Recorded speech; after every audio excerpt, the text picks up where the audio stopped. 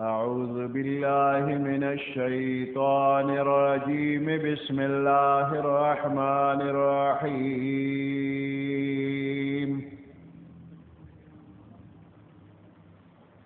إنا أعطيناك الكوثر فصل لربك وانحر إن شانئك هو الأبتر صدق الله العظيم.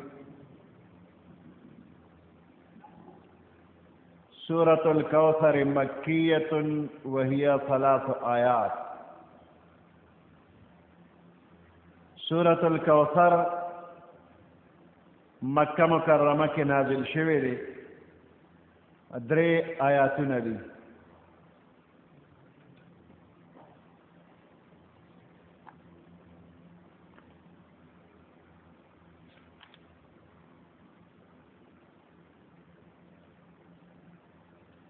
کوثر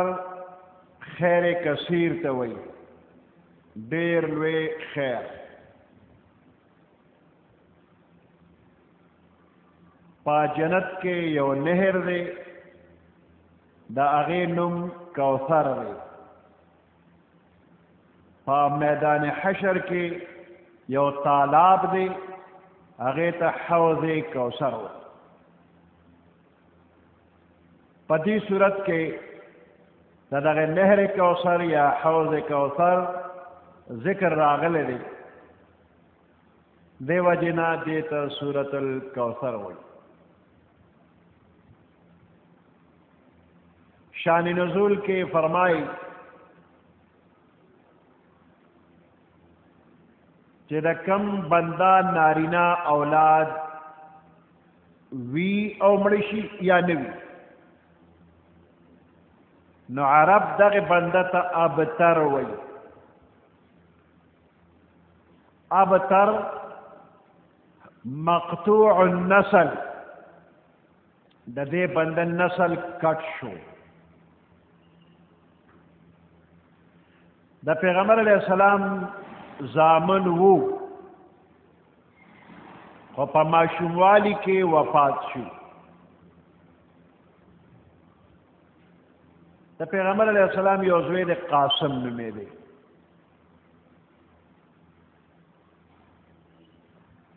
دغه قاسم ماشوموالي کې وفات شو. یا ابراهیم نومې دی، هغه وفات شو. نو کافرانو ویل وی پیغمبر علیہ السلام ابتر دے. ابتر نسل کٹ شو. دا وینا چې چا کوله نو د هغې نومونو کې عاص ابن وائل خاص طور باندې ذکر کیږي چې د ده په مخ کې د دې عاص ابن وائل په مخ کې بعد پیغمبر علیہ السلام نوم مبارک چا واغېسته وی پرېږده یاره کم سړي خبره کې هغه ابتر د ده فکر مه کوه، اخو مقطوع النسل دی، مړ به شو، خلاص به شو تی، هغه مړ شي ورپسې بل څوک شته نه چې د هغه مشن به وچلېږي.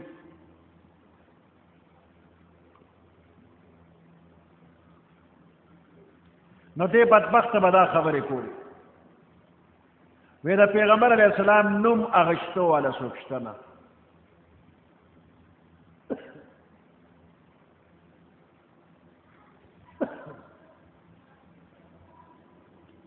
نو دا آیاتونه الله پاک نازل کړل.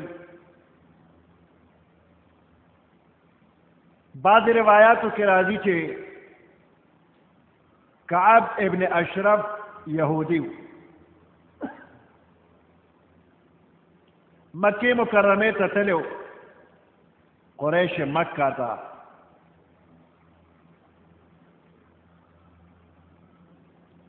نا قریش ورته وایي چې دې نوجوان ته وګوره، پیغمبر علیہ السلام یادی وی دې نوجوان ته وګوره. دی وایي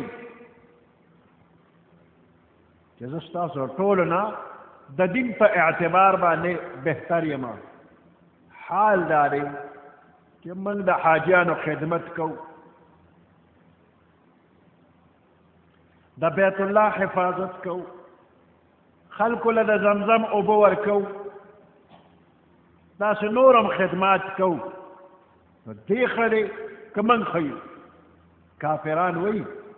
کعب ابن اشرف نه تپوس کوي چې دې خړې او که موږ ښیو. نو کعب ابن اشرف ورته وایي وی تاسو ښیې د ده نه، د پیغمبر علیه السلام نه تاسو ښیې. نو الله پاک دا صورت نازل کړو چې تعالی الله ډېر لوی خیر درکړی دی.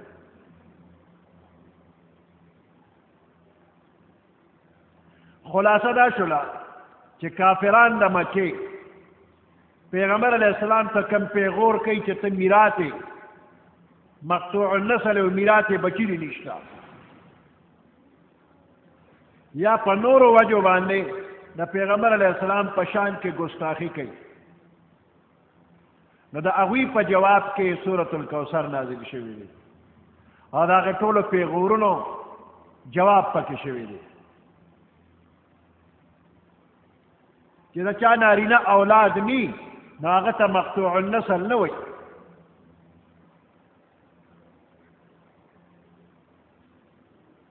مقطوع الذکر ورته نه وایي. دا خلک ناپوهه دي چې پیغمبر علیه السلام ته مقطوع النسل وایي. د پیغمبر علیه السلام نسبی اولاد هم شته.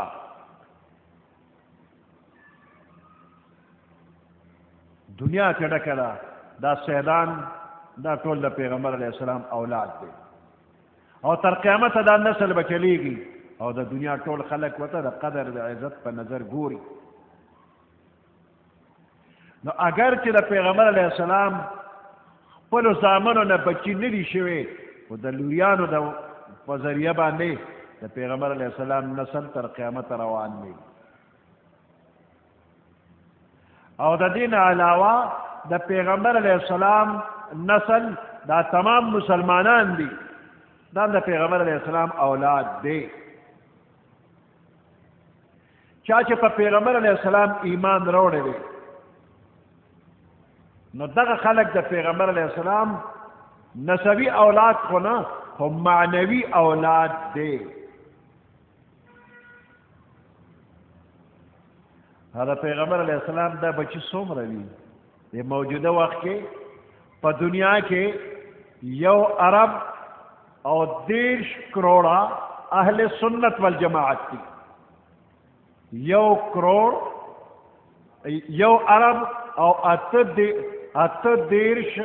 کروڑه مسلمانان دي په دنیا کې. ځان ته مسلمانان وایي. 1 ارب 38 کروڑه. نو په دې کې 80 کروڑه د امام ابو حنیفه رحمت الله علیه د مذهب خلک دي. 80 کروڑه او 50 کروڑه پکې د امام شافعي صاحب د مذهب خلک دي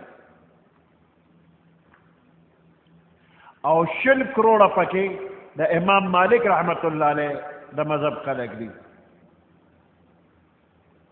او 15 کروڑه پکې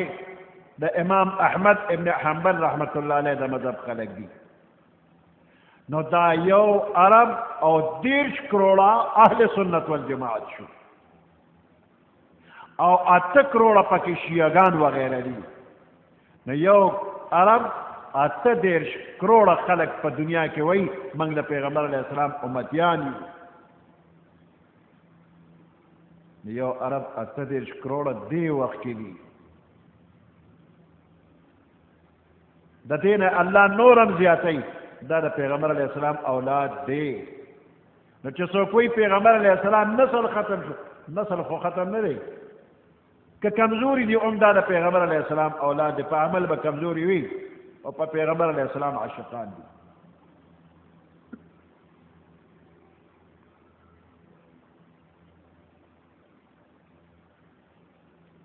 او د قیامت پر ورځ باندې به الله پاک دې تمام مخلوق ته وښیي چې 1,24,000 پیغمبران دي د دې تمامو پیغمبرانو په شریکه امتیان او زمونږ د پیغمبر علیه السلام یوازې امتیان چې وګورئ په ایک نسبت دو کې به چلیږي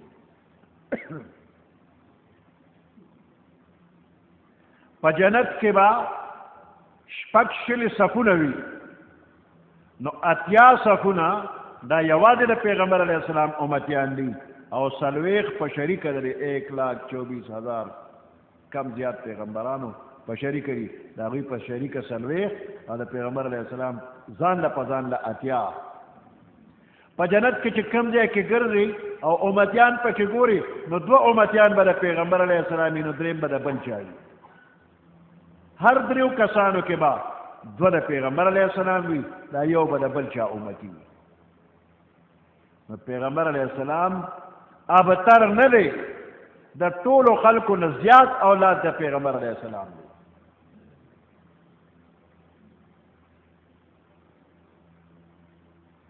او په دې ځای کې د پیغمبر علیه السلام اعلی صفت بیان شوی دی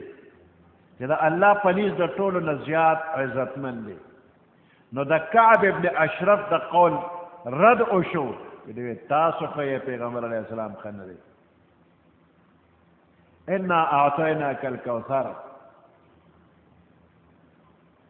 بېشک موږ تاله درکړی دی کوثر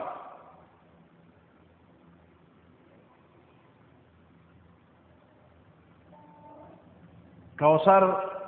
خیر کثیر ډیر لوی خیر الله پاک پیغمبر علیه السلام ته ورکړی دی په جنت کې یو نهر دی د هغې کوثر نوم دی نو دغه په هغې خیر کثیر کې یو فرد دی په جنت کې چې نهر کوثر دی پیغمبر علیه السلام ته چې الله پاک خیر کثیر ورکړی دی هغې خیر کثیر کې دا نهر کوثر هم دی د دې نه علاوه هم ډېر خیر یې وله ورکړی دی په میدان حشر کې یو حوض دی یو تالاب دی او د جنت نه ورته دوه پرنالې راکو شوي دي او د جنت د نهر هغه اوبه میدان حشر کې تالاب ته راځي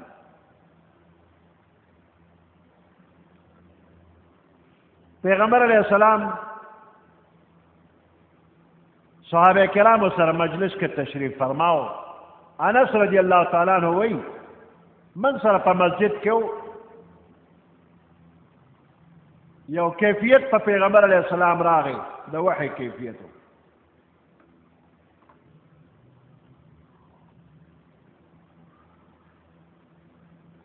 دا بېهوشي غوندې کیفیت راغی دې وخت وحی راتلله خوب یا بېهوشي غوندې بیا سر مبارک پورته کو مسکی شو تبسم یې وفرمایه نو یې موږ ورته وویل پیغمبر علیه السلام ته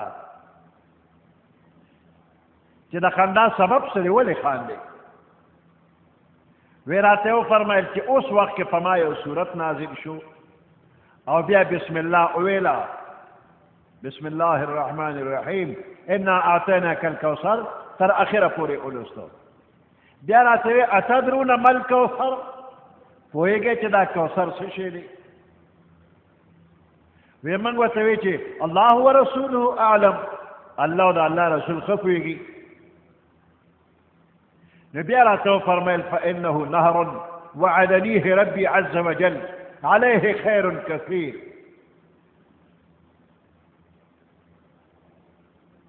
وی دا یو نهر دی د دې ما سره خپل رب وعده کړې ده او په دې کې خیر کثیر دی وهو حوض ترد عليه امتي يوم القيامه او دا یو حوض دی چې په دې به زما امت د قیامت پر ورځ باندې اوبه څښلو له راځي آنیته عدد نجوم فی السماء او په دې حوض کوثر چې کوم د څښلو لوښي دي ګلاسونه وغیره د هغې شمېر د اسمان د ستورو برابر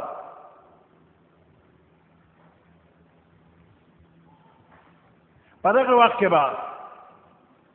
فرشتې څه خلک د دې حوض نه منې کوي وایي زه به ورته وایم رب انه من امتي رب دا خو زما امتیان دي فيقول انك لا تدري ما احدث بعدك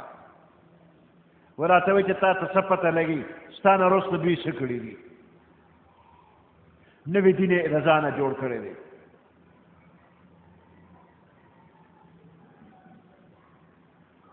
ابن کثیر تفسیر په یو روایت کې راوړي د دې حوض صفت بیانوي چې د اسمان نه دوه پرنالې ورته راکوزېږي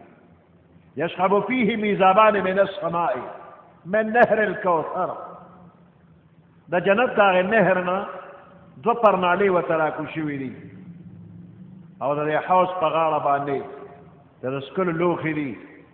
د هغې شمېر د اسمان د ستورو په برابر دی نو دې روایاتو کې د سورة الکوثر د نازلېدلو هغه سبب هم ذکر شوی دی او د کوثر تشریح پکې شوی ده خیر کثیر دی نو خیر کثیر کې حوض کوثر هم شامل دی نهر کوثر هم شامل دی نو اصل نهر په جنت کې دی او حوض میدان حشر کې دی میدان حشر کې جنت تطلو نه مخکې د پیغمبر علیه السلام امت به حوض کوثر ته راجمع کېږي او پیغمبر علیه السلام به د خپل امت ته د کوثر اوبه ورکوي الله دې پکې زموږ نصیب وکړي د حدیث مبارک کې چې د بعضې خلکو د حوض کوثر نه منع کېدل راغلي دي دا هغه خلک دي چې د اسلام نه واپس شوي دي و مسلمانان او بیا وروسته کافر شوي دي نو دوی به هم حوض کوثر ته راځي او فرشتې به یې منع کوي چې تاسو مه راځئ یا دې نه هغه مراد دي چې د سره مسلمانان نو منافقانه انداز کې به اسلام مخکې مخکې کو چې زه مسلمان یم نور مسلمان نو احادیثو کې د حوض کوثر د اوبو صفایي او خوږوالی ډېر ذکر شوی دی د حوض کوثر نه چاپیره لال جواهرات لګېدلي دي د دنیا په لال جواهراتو یې قیاس کولی نه شي نو د دې صورت په نازلېدو د کافرانو د پیغور مدافعت شوی دی چې د پیغمبر علیه السلام نارینه اولاد نشته او دوی ورته ابتر او مقطوع النسل وی او سورج پس به ختم شو مشن ختم شو د دغه خبرو رد پکې شوی دی الله حوض کوثر نهر کوثر او د دې نه علاوه ډېر خیر پیغمبر علیه السلام ته ورکړی دی د کافرانو اعتراضونه پې ختم شو د کافرانو نوم څوک ښه نه اخلي نن د ابو جهل او د ابو لهب او د عاص ابن وائل نوم څوک په ښکلی انداز نه اخلي نه به ورته رضی الله څوک ووایي نه به رحمت الله علیه څوک ووایي که نوم د دوی پاتې دی نو د اسلامي تاریخ د وجې نه نوم شته خو خلک ورته په غیظ و غضب باندې ګوري څوک ورته دعا نه کوي او د پیغمبر علیه السلام نوم مبارک چې کله ذکر شي صلی الله علیه وسلم علیه السلام ښکلې ښکلې دعایه الفاظ به سره ویل کېږي چې الله دومره ډېر لوی خیر ورکه انعام یې ورکه نو د دې په شکریه کې ورته الله فرمایي فصل لربک وانحر د خپل رب دپاره منځ وکړه وانحر او قرباني وکړه نحر د اوښ قربانی ته وایي او د اوښ د قرباني کولو سنت طریقه دا ده چې اوښ به ولاړي په درېښ پې او مخکینی یوه خپه ابه راماته کې په پړي به یې وتړئ لکه بنده چې لاس راغونډ کړي راماتې کړي نو دغه شانتې دا یو خپه به راغونډه کړي او په پړي به یې وتړئ اوښ به په درېښ پې ولاړي او د مرۍ د قطې چې کوم دی دغې قطې کې تیره چاړه یا نیزه سوکه به وردننه کړي ټول رګونه په دغه ځای کې راجمع دي ابه کټ شي وینه ترې وبهېږي روح ته په اسانه باندې وځي دې ته نحر وایي او غوا میخه ګډه چیلې هغه به سملې او په ملې به چاړه راکاږي دې ته ذبح وایي نو غوا میخه ګډه چیلې د دې ذبحه کې په اسانه سا اوځي او د اوښ په نحر کې په اسانه سا اوځي په عربو کې عام طور باندې قربانی د اوښ کېږي نو ځکه دی چې الله فرمایي چې ونحر قربانی وکړه د اوښ قربانی وکړه نو د صورت په اول کې د کافرو د باطل خیال خلاف پیغمبر علیه السلام ته کوثر د دنیا او د آخرت ټول خیر ورکړی شو خوشخبری ورکړی شوله او د هغې په شکریه کې دوه څیزونه ورته ویلي شو چې دا وکړه یو مونځ وکړه او دویم قرباني وکړه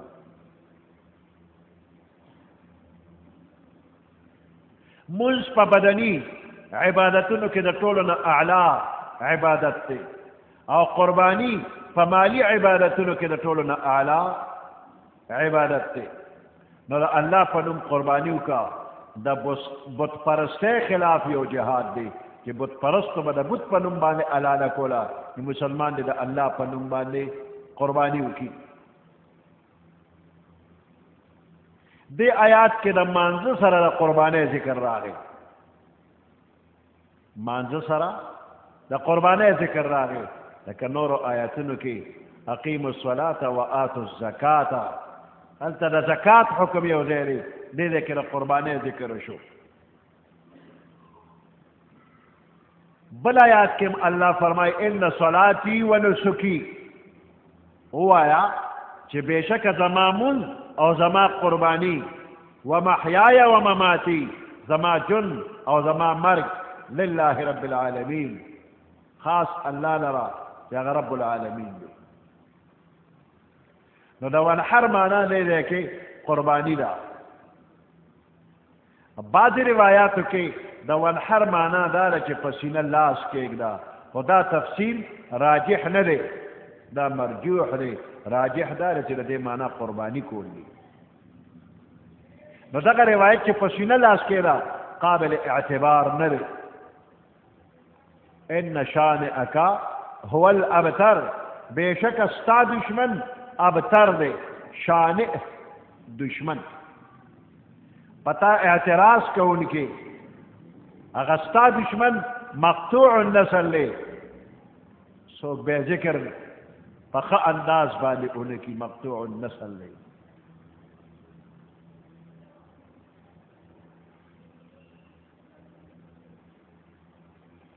د پیغمبر علیه السلام نسل تر قیامت شتا او الله به زیاتی او د دوی د نیکو اعمالو ثوابونه به پیغمبر علیه السلام ته الله رسوي او د کافرو نسل ختم دی د پیغمبر علیه السلام نوم مبارک تر قیامته روزانه 15 وخت اذان کې او اقامت کې کیږي روزانه د پیغمبر علیه السلام نوم مبارک اغشتی شي د کافر نوم بچره وانه وري روزانه چې مؤذن اذان کوي وي اشهد ان لا اله الا الله اشهد ان محمد رسول الله په اذان کې په اقامت کې روزانه 15 وخت ویلی شي په مانځه کې هم التحیات چې وي اشهد ان محمدا عبده ورسوله او د مانځه نه مخکې رستو خلک درود هم وایي او په هغې کې هم د پیغمبر علیه السلام ذکر مبارک شته او په قیامت کې شفاعت کبرا مقام الله پیغمبر علیه السلام ته ورکوي چې د تمام مخلوقات راجمي اولین اخرین او دغه دی کې الله ته سوال کول دي هیڅ څوک جرأت نشي کولی چې الله ته سوال وکړي چې مخلوق سره حساب کتاب شروع شي او دغه دی کې به پیغمبر علیه السلام ته الله اجازت ورکړي چې سجده وکړه او الله نه سوال وکړه او بیا چې سجده وکړي وی سر پورته کو شفاعت کو شفاعت کې قبلېږي نو مقام محموده مقام دا د پیغمبر علیه السلام دی انا اعطیناک الکوثر بېشکه من تعالی درکړی دی کوثر چې د جنت هغه نهر دی یا په میدان حشر کې تالاب دی یا د هغې نه علاوه تمام خیرونه د دنیا او د آخرت هم درکړي دي فصل لربک پس ته مونځ وکړه خپل پروردګار دپاره وانحر او قرباني وکړه ان شانئک هو الابتر بېشکه ستا دشمن چې دی هغه ابتر بې نام و نشان دی سبحان ربك رب العزة عما يصفون وسلام على المرسلين والحمد لله رب العالمين اللهم ربنا آتنا في الدنيا حسنة وفي الآخرة حسنة وقنا عذاب النار وأدخلنا الجنة مع الأبرار يا عزيز يا غفار برحمتك يا أرحم الراحمين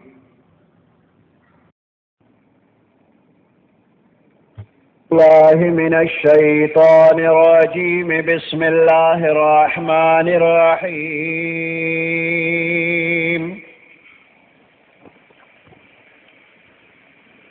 قل يا أيها الكافرون لا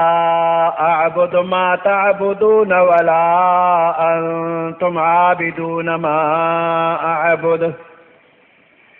ولا أنا عابد ما عبدتم ولا أنتم عابدون ما أعبد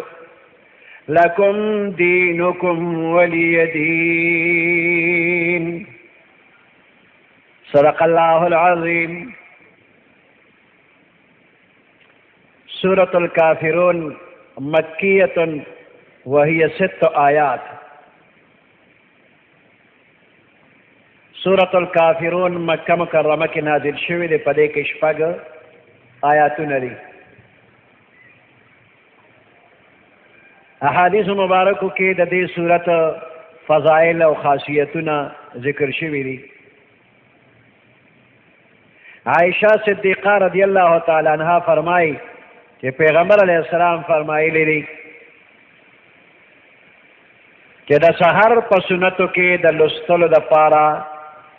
2 سورتونه بهتر دي یو سورة الکافرون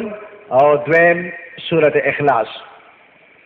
رومانی رکعت کې قل یا ایها الکافرون او په دویم کې قل هو الله احد وایا ګڼو صحابه کرامو دا روایت نقل کړی دی چې پیغمبر علیه السلام با د سحر په سنتو کې او د ماښام نه وروسته په سنتو کې اکثر دا 2 سورتونه ویل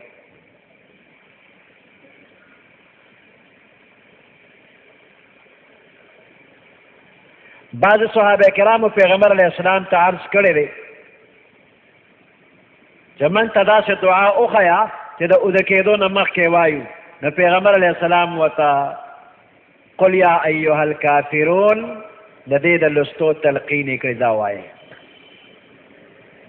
او فرمایي چې دا د شرک نه براعت او بیزاری ده جبیر ابن مطعم رضی اللہ تعالیٰ عنہ فرمائی پیغمبر علیہ السلام را تو فرمایل چې تاسو غواړئ چې کله په سفر ځئ نو د ټولو ملګرو نه زیات خوشحاله او بامراد د ډېر سازو سامان سره واپس راشئ وی موږ ورته عرض وکړو چې یا رسول الله بېشک موږ داسې غواړو نو پیغمبر علیه السلام وفرمایل د قرآن اخیری 15 سورتونه سورة الکافرون سورة النصر سورة اخلاص سورة الفلق او سورة الناس وایي هر سورت د بسم الله نه شروع کې په بسم الله یې ختم کې جبیر رضی الله تعالی عنہ وایي وی دغه وخت کې زما حال دا و چې په سفر کې د نورو ملګرو مقابله کې کمزورې به وم تو خبره سره لږه وه بدحاله و خو چې کله نه د پیغمبر علیه السلام په دې تعلیم مې عمل کړی دی د ټولو نه بهتر حال کې یم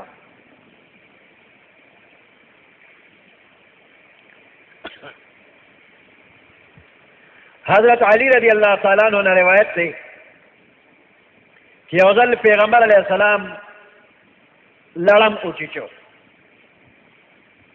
نو اوبه یې راوغوستې او مالګه یې راوغوسته مالګه اوبه یې یو ځای کړلې او دغه د مالګې اوبه د هغې لړم د ټک په ځای باندې به یې لګول او قل یا ایها الکافرون قل اعوذ برب الفلق قل اعوذ برب الناس به یې وی نو د مار لړم د چیچلو لپاره دا یو دم هم دی شان نزول د دې صورت داسې دی چې پیغمبر علیه السلام ته ولید ابن مغیره عاص ابن وائل اسود ابن عبد المطلب امیه ابن خلف دا د کافرانو مشرانو نو پیغمبر علیه السلام ته راغله ورته وایي چې موږ خپل منځ کې یو صلح کوو یو کال زمونږ د بوتانو عبادت وکړه او یو کال موږ ستا د خدای عبادت به وکړو بل روایت کې دي عبدالله ابن عباس رضی الله تعالی عنهما نه روایت دی چې کافران اول رالل پیغمبر علیه السلام سره مصالحت دپاره دا تجویز پیش کو چې موږ به تاله دومره مال درکو چې په تمامه مکه کې د ټولو نه زیات مالدار به ته او د کومې زنانه سره چې ته نکاح کول غواړې به تاله په نکاح کو خو ته صرف دومره وکړه چې زمونږ خدایانو ته بد مه وایه او که دا نشي کولی نو بیا داسې وکړه یو کال موږ ستا د خدای عبادت کوو یو کال ته زمونږ د خدای عبادت وکړه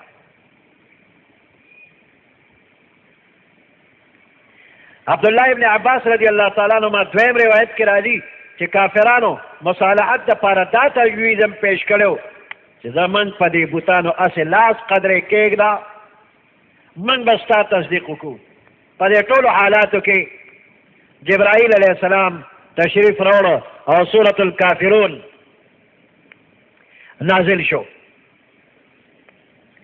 په دې کې د کافرانو د عمل نه براعت او خالص د عبادت شو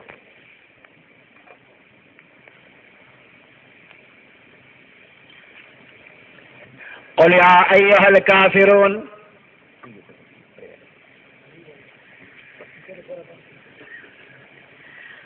قل يا أيها الكافرون قل او فرمائے پیغمبر علیہ السلام یا ایها الکافرون اے کافرانو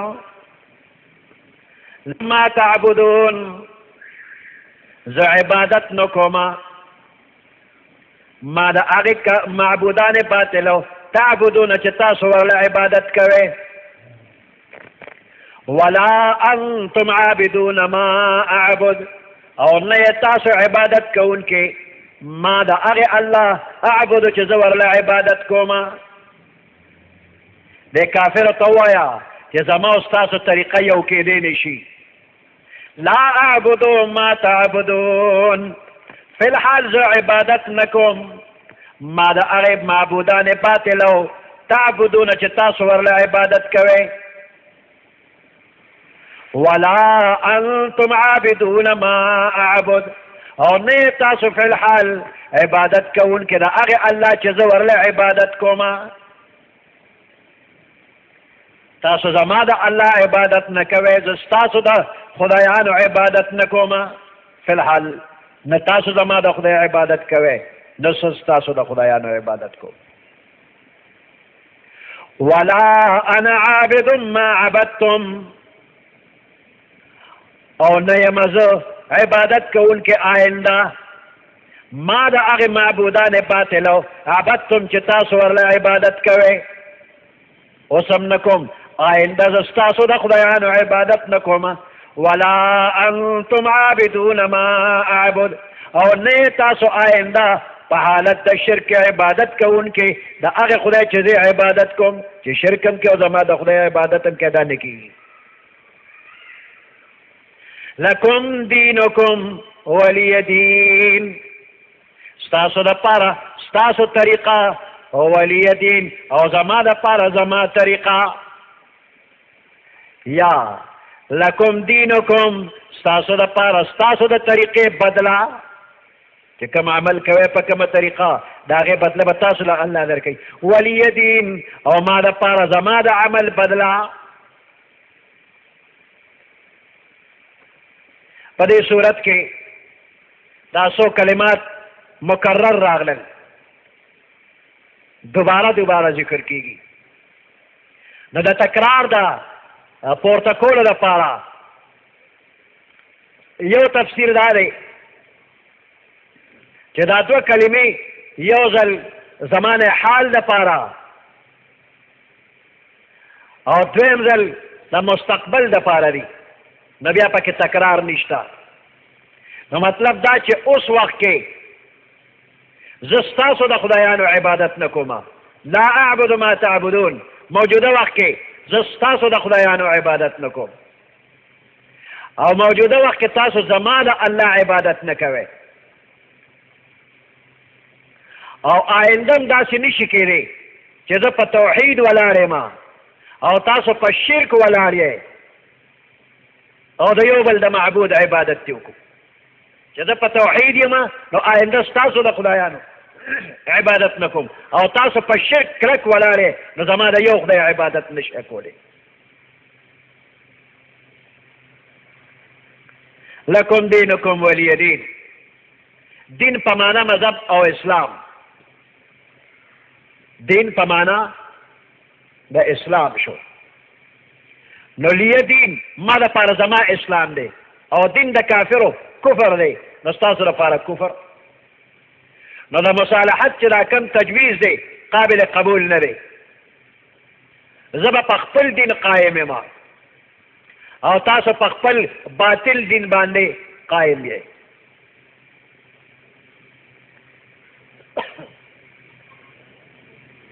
او دویم تفسیر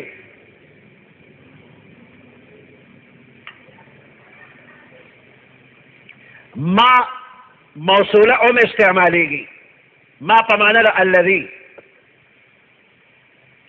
او دغه شانته دا لفظ د ما مصدری معنا باندې هم استعمالیږي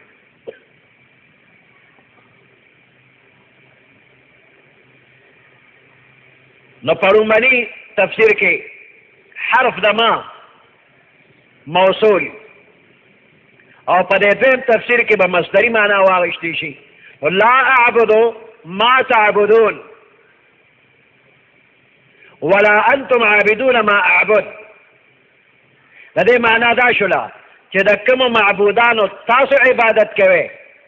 زه د هغې معبودانو عبادت نه کوم او د کوم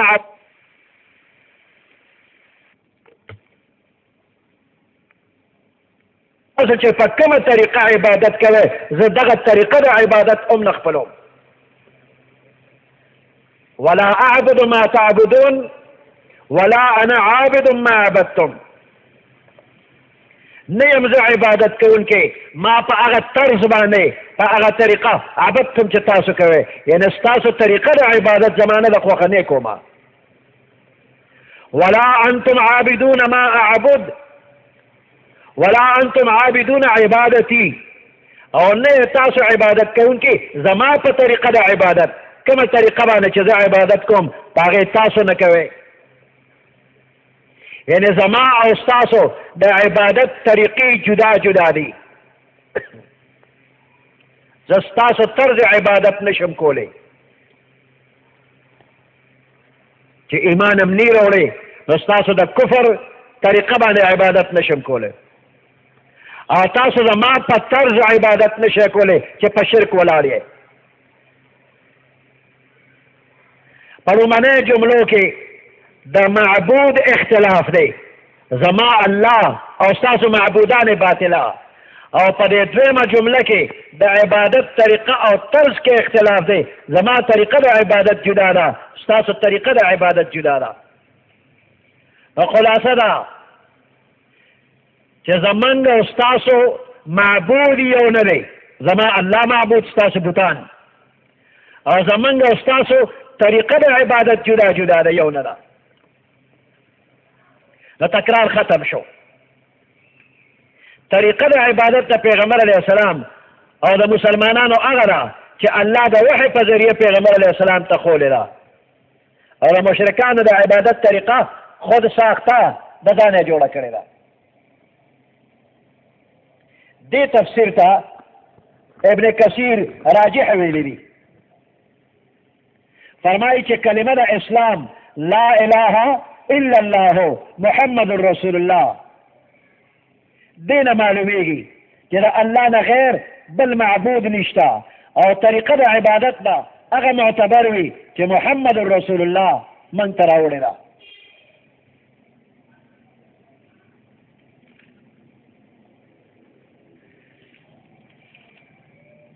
قل يا أيها الكافرون لا أعبد ما تعبدون. قل او فرمائے پیغمبر علیہ السلام یا ایها الکافرون اے کافرو زمانگا استاذ طریقہ یو کېدی نشي لا اعبد ما تعبدون فی الحال زه عبادت نکوم ما د هغې معبودان باطلو تعبدون چې تاسو ورله عبادت کوئ ولا انتم عابدون ما اعبد او نه تاسو عبادت کوونکي فی الحال ما د هغې الله اعبدو چې زه ورله عبادت کوم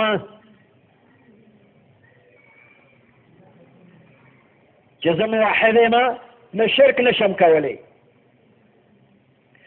او نه اوس او نه آینده او تاسو چې مشرکان یې نه موحدین نشئ جوړېدی نه اوس او نه آینده